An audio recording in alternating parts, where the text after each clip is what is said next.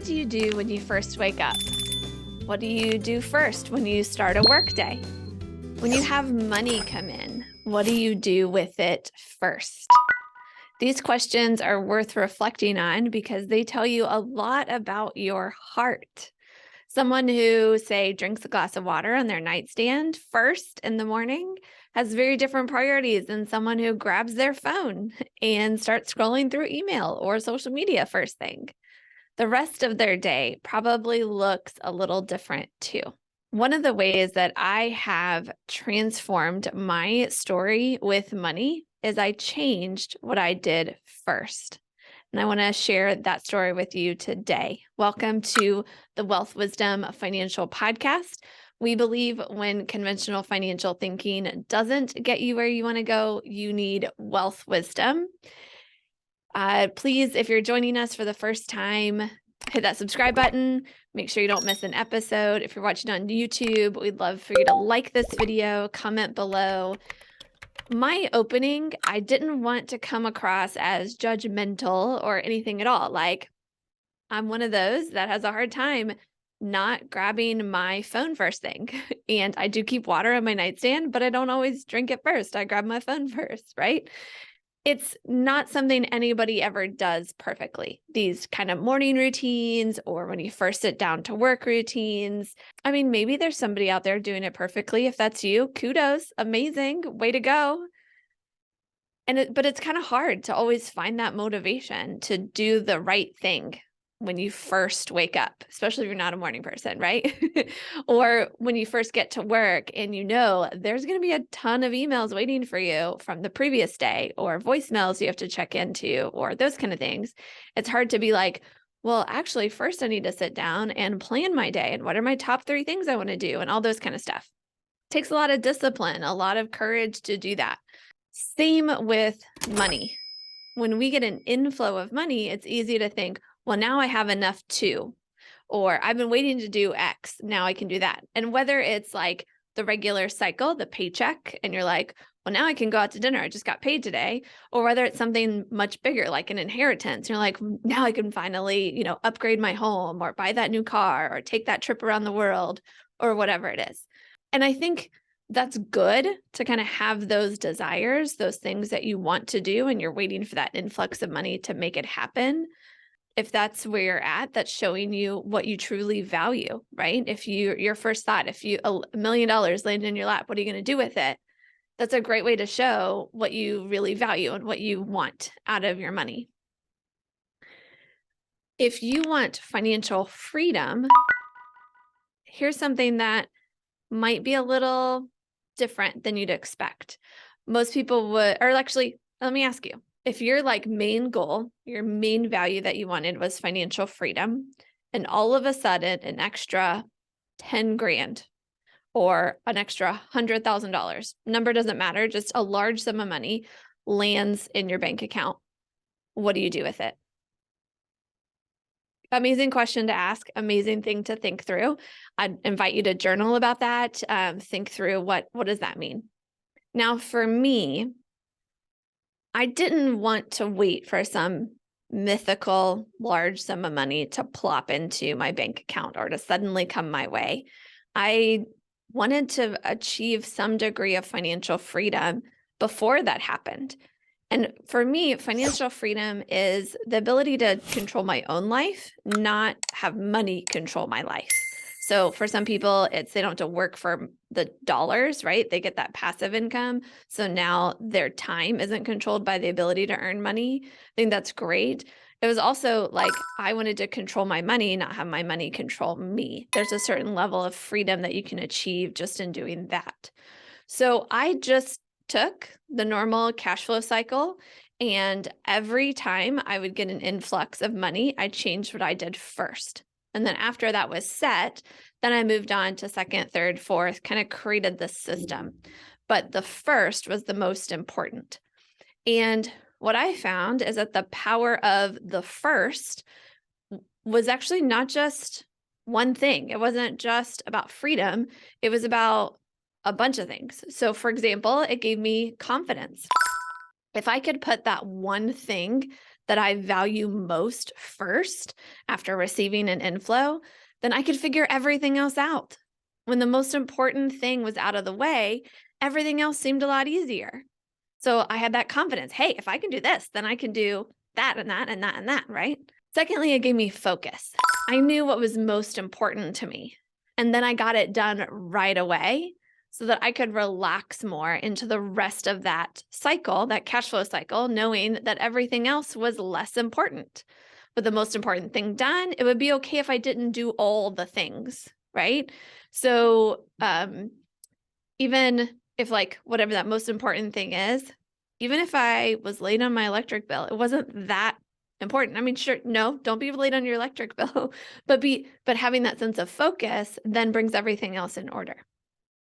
And then another thing was that it got me through some really rough times. Having this, I do this thing first when I get an influx. When life got hard, I had this habit. I had this rock in my life that I had settled on, and it was on pretty much autopilot.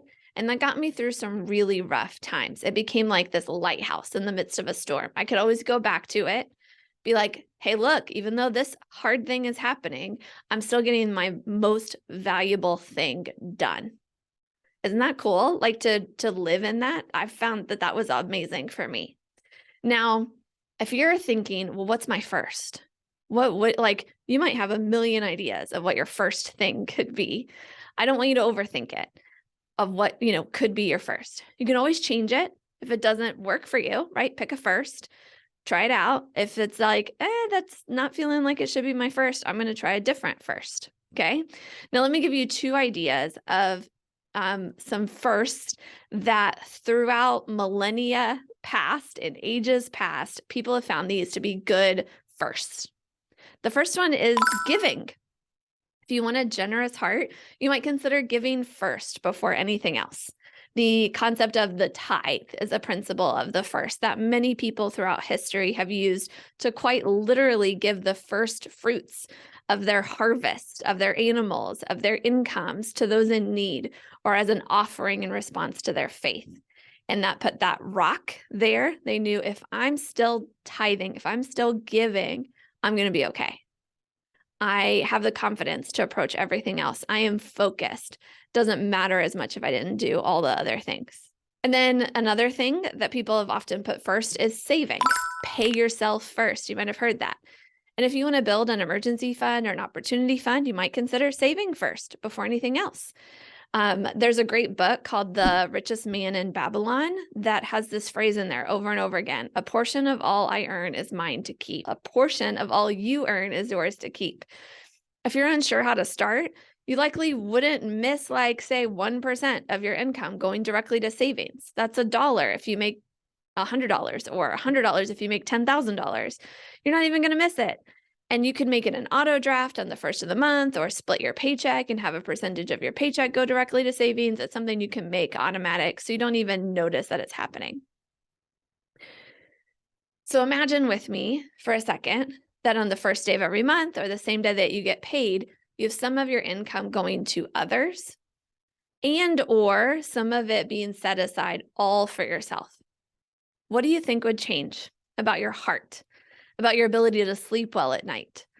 Yes, you're still going to have bills to pay and food to put on the table, right? You might even have debt you want to get paid off. But with those two cornerstones in place, one, the other, both of them, you get the opportunity to transform the rest into more like a game.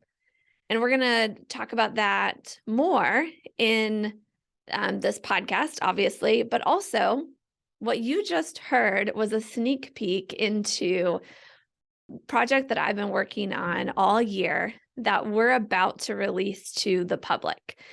We're super excited about this because kind of like you just heard there, it's not a do this, do this, do this cookie cutter, IKEA instructions type approach to money. It's a heart-centered, soul-filled approach to how do you want to live with money. And a lot of concepts that you might hear in career development and personal development, like morning routines and setting your top 3 priorities for the day before you open your inbox, often those tie in and transfer with money. And some of them even came from money and how people did money, right? The tithe existed before the 3 priority workday or the morning routine, probably, right? So it's kind of this true, like wisdom, time-tested wisdom about money that can transform lives. Not just, if you figure out the first thing you want to do with your money, that is going to teach you about how to figure out the first thing to do with your morning routine or the first thing to do before you open your email and so forth. So we haven't released it to the public very much yet. So you're one of the first to hear about this project. And I'm going to show it on my screen. It's called 5 Smooth Stones. And literally that idea of the principle of the first is right here in week 1, the principle of the first. And I kind of read what was here and added a little ad lib to it, kind of like you do when you're reading, if you were listening to an author speak about a book they just wrote. And I keep going. There's a little bit more that I didn't include what I shared with that, including a word of warning about what often comes first that you might want to consider. Should it come first? Maybe, maybe not. So this is going to be available soon, where it's going to go for pre-sale on Kickstarter. And we're going to, pre-sell it there, use the funds that we raised to actually order the printed journals. And then they're going to come sometime later this year, fingers crossed by early December. So they're here for holidays and before January 1st, if you want to do something like the 1st of January, literally 1/1, to start a new story with money. Part of why I chose the principle the first is because it's September 1st. I'm going to come back to this in a second. I love September 1st. I actually think September 1st would be an amazing new year because especially if you have kids or you just had a really amazing summer, enjoying the outdoors with or without kids. September 1st is kind of the time when everybody's starting to think about closing out the year, finishing out Q3, going into Q4 work-wise. Kids are starting school or going, back to college, things like that. So everybody's kind of getting into the swing of things after all the good feels from summer. Hopefully you had some good feels from summer. And what I love is that I can take those good feels and boost it into it's kind of a start of a new year, September 1st, and I can reconsider what are my first? What do I want to do first? What are my values? What I want to be focused on?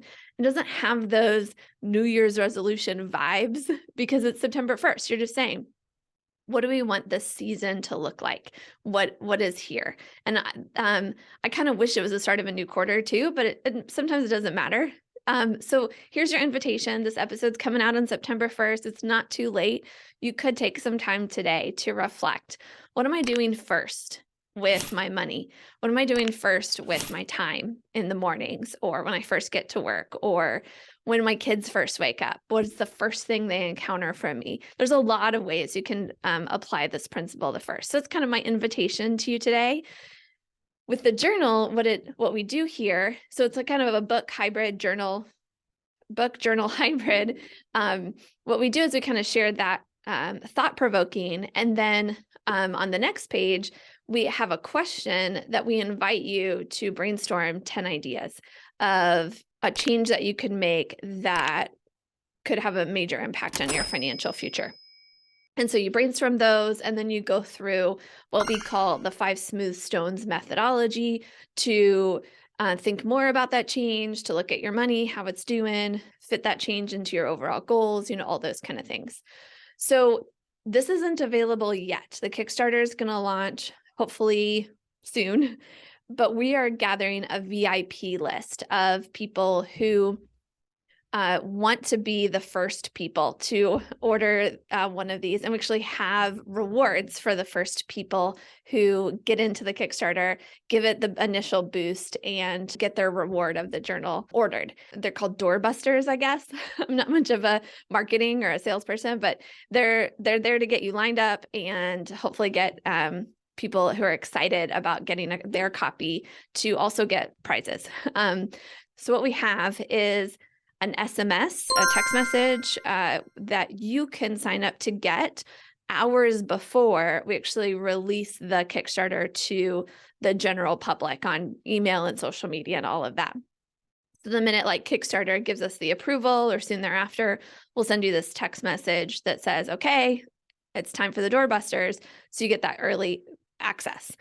The way to get on that list is to click the link in the show notes. Would love for you to, all you do is put in your name, your phone number for that text message, and then it sends you a confirmation that we got it right. So the way that you do that, again, the link in the show notes, but it's also, we made a bit.ly for it to make it easy. So it's bit.ly/ and then in caps, WWFPVIP. Put you on our VIP list to get that early text message. Now, I don't want you to get all excited just because you heard me talk about it a little bit here. What I want to show you is a sneak peek now, if you're watching on YouTube, it's best, of our actual Kickstarter promo video. And you'll get to see more inside of here and how we're putting this journal hybrid out into the world and who it's best for and all that. So the next 90 seconds are going to do that commercial, and then I'll come back to you.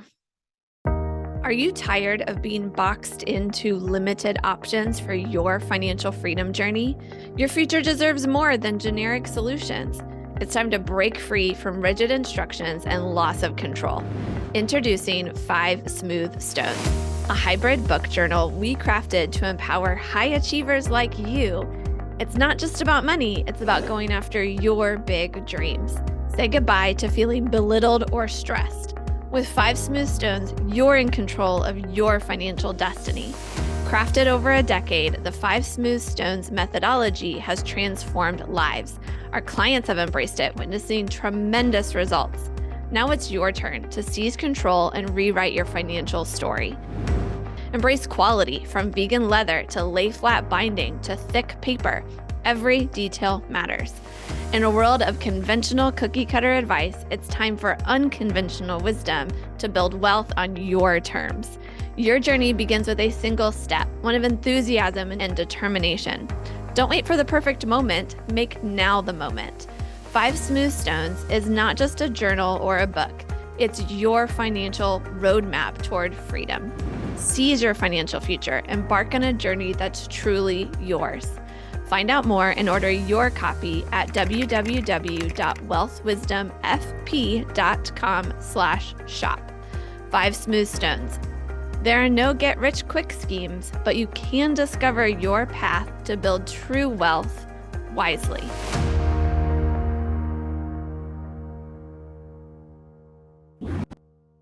Isn't that so much fun? I so look forward to getting this into your hands, to hearing your feedback. We're printing a limited number of the first run. We can get feedback and then we can craft some more, do some edits. So if you want version 1, this is your chance. Get on that VIP list. For now, I hope that you live long and profit. Hit that subscribe button so you don't miss our next episode next Friday. The topics presented in this podcast are for general information only and not for the purposes of providing legal, accounting, or investment advice. On such matters, please consult a professional who knows your specific situation.